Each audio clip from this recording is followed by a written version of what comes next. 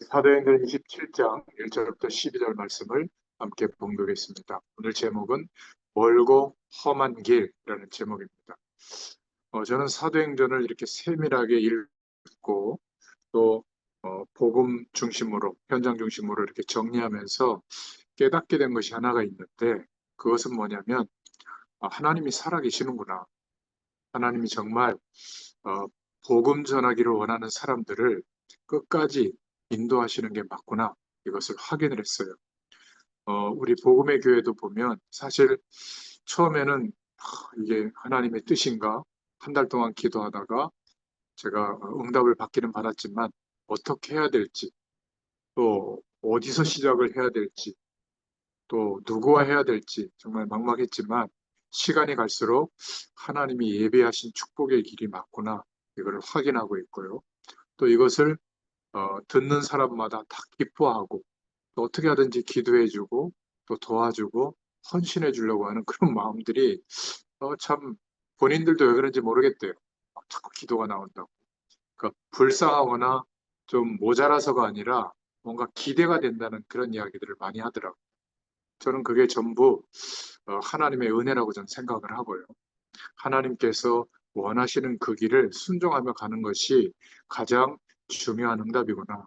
그래서 저는 지금 이렇게 펼쳐져 있는 이런 내용들만 봐도 하나님이 이렇게 참 허락하신 일들을 우리가 응답받고 있구나. 그런 것에 대해서 너무 감사를 드립니다.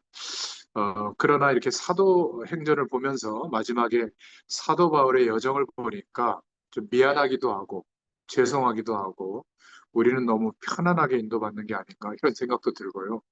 정말 바울이 걸어갔던 그 길은 멀고 험한 길이었어요.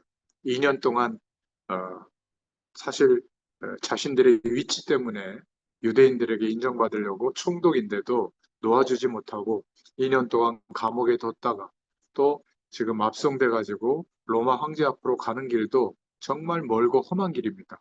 이 모든 여정을 하나님이 인도하고 계시는구나. 그를 저는 말씀을 통해서 보면서 우리의 인생도 마찬가지겠구나. 다시 한번 확신하게 됐습니다. 오늘 본론으로 좀 보자면 가이사랴에서 무라라고 하는 이 도시까지 이송이 되고 있는데요. 사도행전 27장 1절부터 28장 16절까지는 바울이 로마까지 이송되는 여정에 대해서 기록되고 있어요. 바울이 황제에게 항소함으로 이제 로마로 이송이 결정됐고 이송되고 있는 거죠. 아주 길게 그 과정을 설명하고 있습니다. 이 당시 로마는 땅끝의 상징이었죠. 지리적으로 예루살렘에서 멀리 떨어져 있고 또한 세상 권력과 우상 숭배의 핵심을 이루는 곳이었기 때문에 이 당시에 땅끝으로 생각하기에 무방했습니다. 그렇기 때문에 그곳으로 늘 바울은 가기를 원했죠. 로마는 바울이 가고자 했지만 가지 못했던 그런 나라였죠. 바울이 4차 전도여행으로 가려고 했지만 이제 죄수의 몸이 돼서 로마로 이송하게 된 겁니다. 그런데 그의 로마로의 이송은 어떤 전도여행만큼이나 귀한 전도의 여정이 되고 있는 거예요. 매우 중요한 길이었죠. 그래서 몇 장에 걸쳐서 자세하게 기록되고 있고 설명하고 있는 겁니다. 단순히 항해 일지 같지만 하나님의 섭리와 보호가 가득한 그런 내용이기 때문에 중요합니다. 오늘 27장 1절에 보니까 우리가 배를 타고 이달리아에 가기로 작정됨에 바울과 다른 죄수 몇 사람을 아구스도대의 백부장 율료란 사람에게 맡기니 이렇게 되어 있잖아요. 바울은 미결수지만 죄수의 신분으로 로마에 이송되고 있었죠. 묶인 자로 가는 겁니다. 그리고 27장 2절에 보니까 아드라 무테노 배라는 그 이름의 배가 나오는데 소아시아 지역의 지명이에요. 아드라 무테노가 그곳에서 왔고 그것으로 가는 배를 말합니다. 당시에는 사람만 타고 다니는 여객선은 없었죠. 상선이 같이 움직였거든요. 곡물을 실어나는 배에 탔던 겁니다. 해안을 따라 이동하는 아주 작은 그런 배였어요. 또 27장 2절에 보니까 배 우리가라고 나오죠. 우리가 올라 항해할새 마게도냐의 데살로니가 사람 아리스타고도 함께 아니라 이렇게 나와 있잖아요. 바울은 혼자 죄수의 몸으로 간 게 아니라 이 죄수의 몸은 아니었지만 바울과 동행하는 동역자들이 있었어요. 바로 이 사도행전을 기록했던 누가와 적어도 데살로니가 사람 아리스다고라고 하는 사람이 함께 동역자로 동행하고 있었던 겁니다. 그리고 27장 3절에 보니까 이튿날 시돈에 대니 율리오가 바울을 친절히 대하여 친구들에게 가서 대접받기를 허락하더니 이렇게 말하고 있죠. 특별 대우를 받은 것으로 보입니다. 시돈에 이르렀을 때 그곳에 있는 기독교인들을 만날 수 있도록 허락을 해준 겁니다. 메인자의 신분이었지만 그리스도의 사신으로서 인도받는 모습이 그려지고 있죠. 이전에 가이사랴 지역에서도 메인자였지만 일정 부분 자유를 가졌었고 지금 로마로 이송하는 과정도 바로 하나님의 섭리 가운데 인도받고 있는 겁니다. 27장 4절부터 5절에 보니까 또 거기서 우리를 떠나가다가 맞바람을 피하여 구브로 해안을 의지하여 항해하여 이렇게 나오는데요. 지중해는 찾아보니까 늦겨울에는 북서풍 바람이 불었대요. 그래서 바람의 영향이 작고 조류까지 서쪽으로 흐르는 해안가를 따라 배가 이렇게 올라갔다고 합니다. 27장 5절에 보니까 길리기아와 밤빌리아 바다를 건너 루기아의 무라시에 이르러 무라시에 도착한 거죠. 이 무라라고 하는 지역은 소아시아 지역의 도시로 지금의 튀르키예의 남서쪽에 있는 도시라고 해요. 가이사랴 지역에서 약 800km의 여정을 가게 된 거죠. 그들이 탄 배는 이곳에서 위쪽으로 아드라 무테노 지역으로 계속 올라갈 것이기 때문에 이탈리아, 로마로 가려면 배를 갈아타야 했습니다. 그래서 이 무라라고 하는 지역에서 모두 하선하죠. 바울이 탄 배가 무라까지는 아무 문제 없이 잘 왔습니다. 대부분의 사람들은 아무 일이 없으면 감흥이 없잖아요. 그런데 우리는 이곳까지 하나님의 보호하심을 알아야 됩니다. 감사해야죠. 그 다음에 이제 27장 중반 이후에 읽어보면 어마어마한 풍랑과 막 광풍이 일어나는 것을 보게 되는데요. 이 무라라고 하는 지역까지는 잘 인도받아 옵니다. 하나님의 섭리로 말이죠. 그래서 두 번째로 무라라고 하는 도시에서 미안까지 옮겨지는 과정을 좀 보겠는데 이탈리아로 가는 배로 옮겨 타게 됩니다. 27장 6절에 나오죠.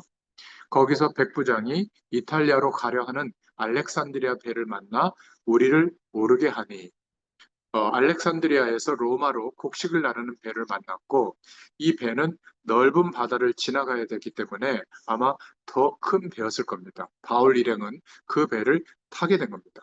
그런데 27장 7절에 보니까 첫 여정부터 꼬이기 시작한 겁니다. 배가 더디 가 여러 날 만에 간신히 니도 맞은편에 이르러 풍세가 더 허락하지 아니하므로 살몬의 앞을 지나 그레데 해안을 바람막이로 항해하여 이렇게 나오는데요. 배가 그레데 지역으로 바로 갔어야 되는데 바람 때문에 해안 쪽인 위쪽으로 가서 여러 날을 허비했다고 지금 나와 있죠.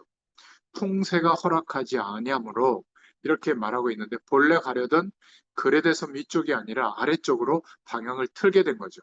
그래서 그레데 섬의 오른쪽 모서리에 있는 살몬의 지역을 지나서 그레데 섬 해안을 따라 어렵게 앞으로 서쪽으로 나아가게 된 겁니다. 그래서 간신히 미항이라는 곳에 도착하게 되죠. 27장 8절에 간신히 그 연안을 지나 미항이라는 곳에 이르니 라세아시에서 가깝더라.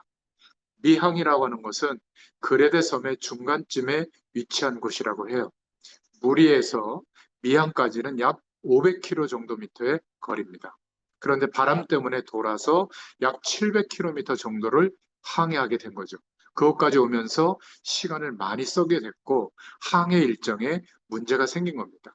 그게 27장 9절에 나오는데 여러 날이 걸려 금식하는 절기가 이미 지났으므로 항해하기가 위태한지라 바울이 그들을 권하여 이렇게 말하고 있는데요. 앞에서 항해가 생각보다 더 많은 그 시간이 지났다는 거죠. 이 금식하는 절기라고 하는 것은 유대인의 대속죄일을 말하는데 찾아보니까 이 요때 59년도에는 대속죄일이 10월 5일이었다고 해요. 그러니까 항해하기가 위태한지라 이 말은 9월 15일부터는 항해하기가 위험해지고 바람 때문에. 그리고 11월 11일부터 3월 10일까지는 이 당시에 이 지역에 항해가 중단됐다고 합니다. 그렇다면 지금 바울의 일행은 날짜상으로 위험한 시기의 끝자락에 지금 있는 상황이거든요. 그래서 바울은 풍랑을 경험도 했고, 그래서 그들을 권하여 좀 여기에 좀 머물러야 되겠다. 겨울을 지나는 게 좋겠다. 이렇게 권유했지만 바울의 말보다 그 백부장은 선장과 선주의 말을 더 신뢰했죠. 그래서 바울이 화물과 배와 생명에도 타격이 있을 것을 10절에 말하고 있습니다. 말하되 여러분들이여 내가 보니 이번 항해가 화물과 배뿐 아니라 우리 생명에도 타격과 많은 손해를 끼치리라 하되 이렇게 말하고 있습니다. 더 경험 많은 선주와 선장이 있는데 그렇게 확신을 가지고 말하는 것을 보면 아마 하나님께서 내가 보니 이렇게 말하는 걸 볼 때 직접적이진 않지만 하나님께서 그런 마음을 주시는 것을 느낀 것을 좀 말했던 것 같아요.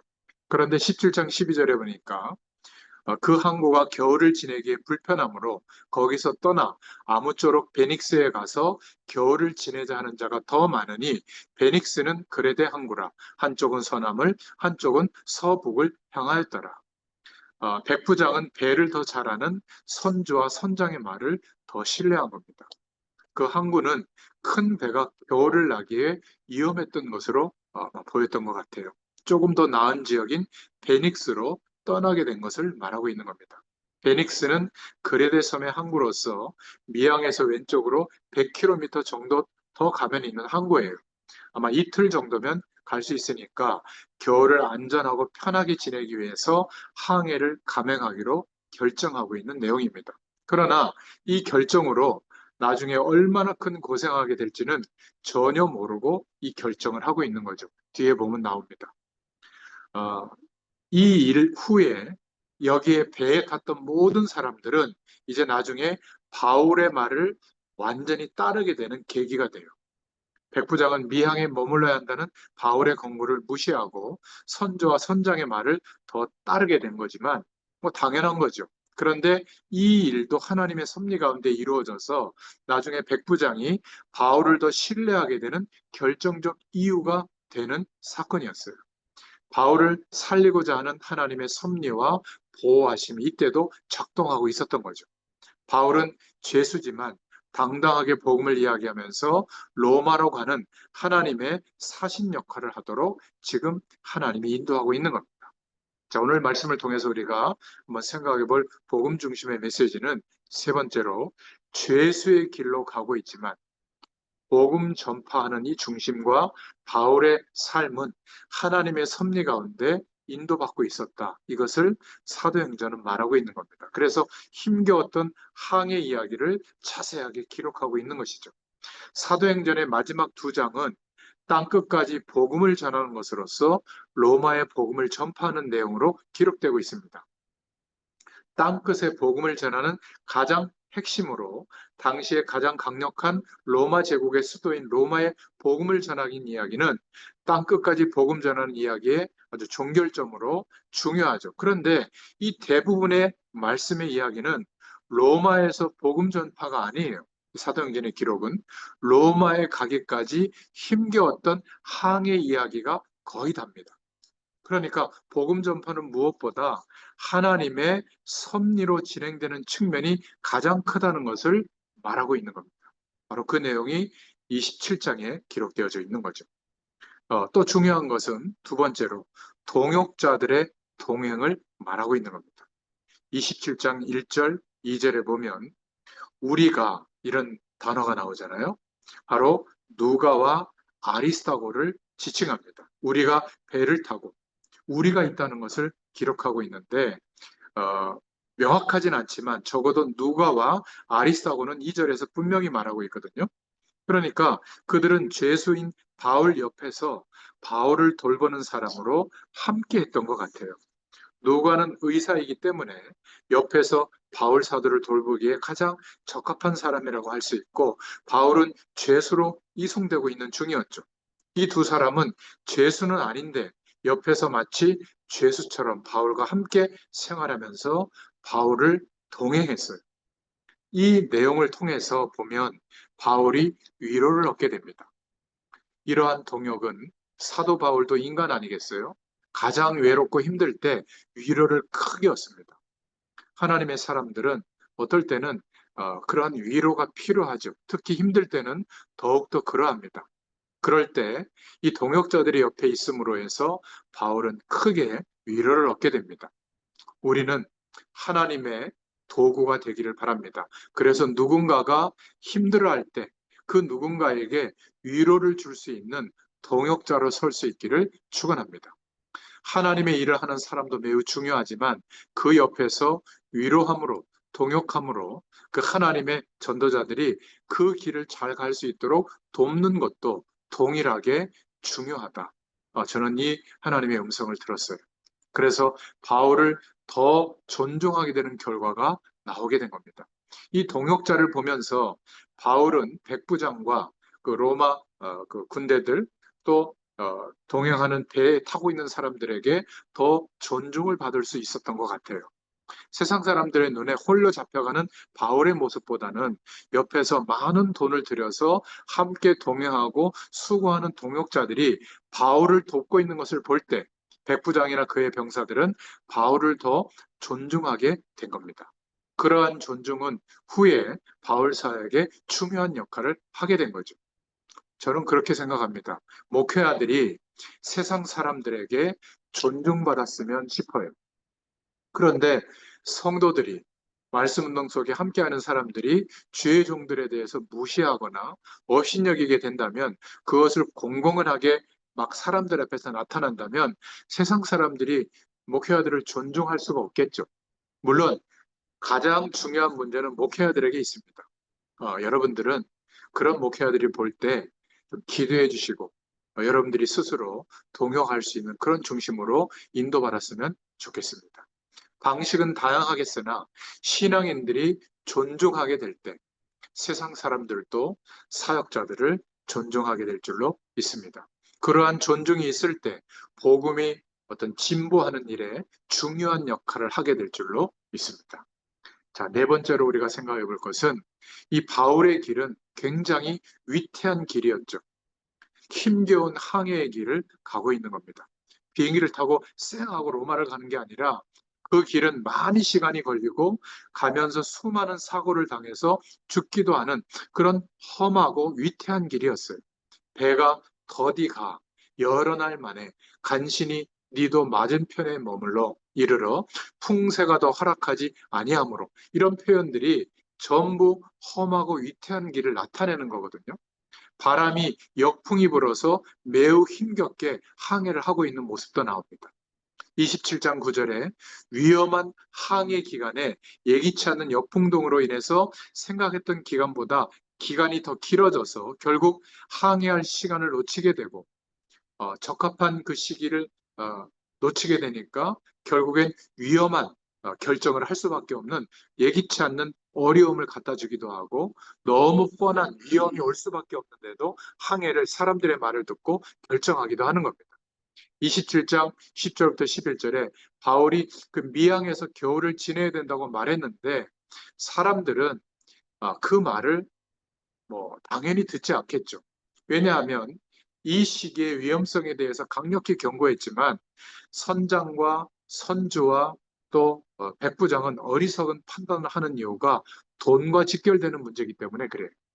지체될수록 돈이 많이 드니까 지금 시기의 항해가 매우 위험하다는 것을 알지만 그래도 아직 신락 같은 가능성이 있는 시기라고 생각하고 그런 결정을 하게 된 거죠. 그들의 이익을 위해서 상황을 자신들에 맞게 해석하고 있는 겁니다. 우리의 산업 현장도 이런 일들이 허다하죠. 그렇죠? 사람들의 어리석은 결정들이 허다해요. 선장과 선주는 분명히 바울보다 항해에 대해 더 잘 알고 있었을 것이 틀림없습니다. 그래서 상황을 잘 알고 있는데 위험하다는 걸 알면서도 그 작은 생각, 자신들의 이익과 연결되어져서 어리석게 판단하고 있는 겁니다. 우리는 어떤 것이라도 조금 이익이 손해보더라도 어떤 것이 복음에 유익할까? 어떤 것이 하나님께 더 영광이 될까? 어떤 것이 말씀 전하고 또 일꾼을 키우는데 더 중요할까? 저는 그거를 항상 생각하거든요. 제가 뭐 대충 생각하는 것 같아도 바로 이 부분은 굉장히 예민하게 성령 인도 받으려고 기도하거든요. 그래서 마음의 결정이 되면 손해를 보더라도 그냥 저는 하는 편이에요. 또 좀 불이익이 오더라도 하고요. 뭐 굳이 뭐 우리가 꼭 이익을 남겨서 뭐 하겠어요. 그렇죠? 가장 중요한 것은 특히 교회는 성도들이 와서 편하게 예배하고 또 은혜 받는데 지장되지 않는 것이 제일 중요하다. 그래서 사실은 스피커 그냥 한두 개 놓고 마이크 하나 놓고 해도 돼요. 다 그렇게 시작하거든요. 그러나 단 몇 사람 예배 드리더라도 가장 좋은 환경에서 우리가 할 수 있는 한 최대한으로 인도받자. 그래서 인도받고 있는 거거든요. 아마 우리 성도들은 그 은혜 속에서 아마 중요한 은혜들을 누리게 될 줄로 믿습니다. 또 우리가 받는 은혜들은 또 영상을 통해서 요즘 미디어 자료로 또 많은 현장에 더 좋은 화질로 아마 공급될 수 있을 거예요. 제가 이렇게 부족한 핸드폰 화면으로 이만한 얼굴이 나와가지고 부담스럽기도 했을 텐데 갈수록 좋아질 줄로 믿습니다. 저는 뭘 하든지 전도 어떻게 하면 복음이 더 전해질 수 있을까 이런 생각으로 해보거든요. 여러분들도 그런 축복을 누릴 수 있기를 바랍니다. 상황을 잘 알면서도 결국 자신들의 이익과 연결되어져서 어리석은 판단을 한 것, 그것 때문에 결국 바다 한가운데서 난파당하게 되고 죽어야만 하는 위험에 처하게 되죠. 이제 다음에 그거를 볼 겁니다. 사람의 욕심에 의한 것을 누가 막을 수가 있겠어요? 이야기는 이렇게 막을 내리는 것 같지만, 그러나 자연의 어떤 문제와 또 사람들의 타락이 있더라도 그 속에는 언제나 하나님의 섭리가 여전히 있다는 것을 우리는 확신할 수 있기를 축원합니다. 그래서 오늘 결론이에요. 하나님은 사람의 자유의지를 존중하시면서도 결국은 자신의 뜻을 이루어 가시는 하나님의 통치를 행하십니다. 그걸 보고 하나님의 섭리라고 해요. 만물을 주관하시는 분은 하나님이십니다. 그래서 이 위험한 상황에도 불구하고 바울은 하나님의 작정된 뜻이 이루어지도록 로마까지 안전하게 가게 되는 겁니다.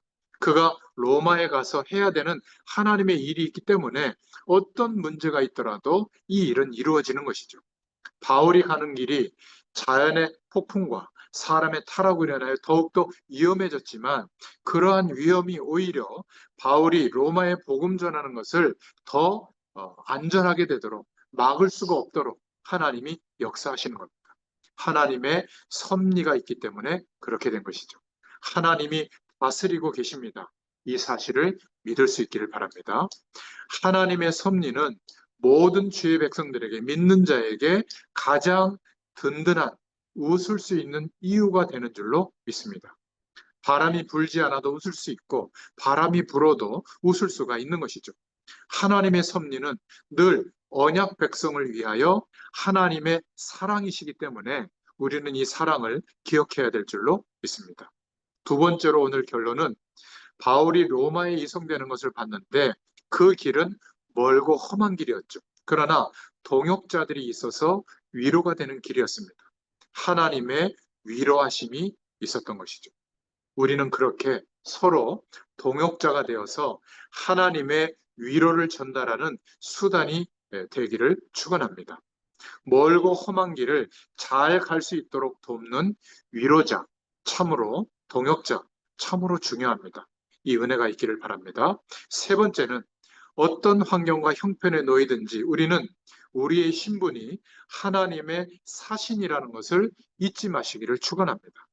바울은 죄수의 신분으로 로마에 가는 배를 타고 있지만 불쌍한 모습인 것 같지만 하나님께서 그와 함께 하셔서 그는 당당히 하나님의 사신으로 가게 됐어요. 동역자들과 또 백부장들에게 존경받으면서 가고 있는 겁니다. 메인 입장이었지만 그 신분은 하나님의 사신이었어요. 하나님께서 이 여정을 통해서 그것을 우리에게 보여주고 계십니다. 오늘 우리도 마찬가지예요. 우리가 살다 보면 때로는 바울처럼 메인자의 환경이 될 때도 있을 겁니다. 또 모든 환경이 어려울 수도 있어요. 그러나 그때도 두려워하지 마시기 바랍니다. 우리는 어느 곳에 있든지 하나님의 사신으로 서 있는 겁니다. 하나님이 보내신 전권을 위임한 사신으로 서 있는 거예요.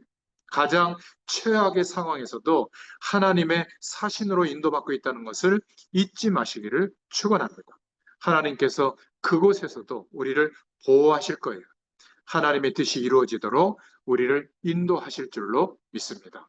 오늘 사도행전의 응답이 모든 산업인들의 현장에 그대로 성취되기를 축원합니다. 기도하겠습니다. 하나님 감사합니다.